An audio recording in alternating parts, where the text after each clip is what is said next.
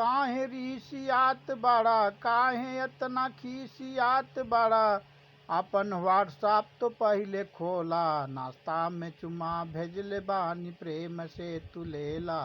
नाश्ता में चुमा भेजले बानी प्रेम से तू लेला, नाश्ता में चुमा।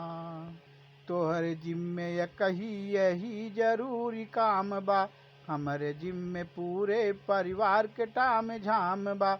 तोहरे जिम्मे कही यही जरूरी काम बा, हमरे जिम्मे पूरे परिवार के टाम झाम बा।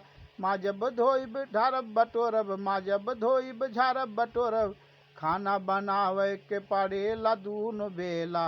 नाश्ता में चुम्मा भेजले बानी प्रेम से तू लेला।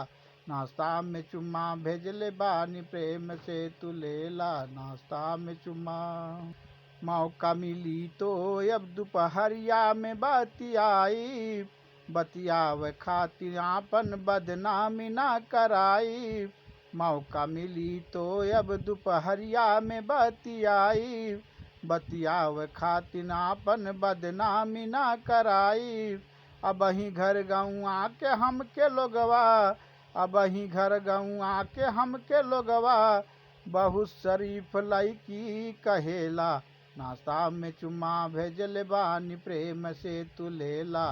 नाश्ता में चुम्मा भेजले बानी प्रेम से तू लेला, नाश्ता में चुम्मा। काहे रीसियात बड़ा, काहे इतना खीसियात बड़ा।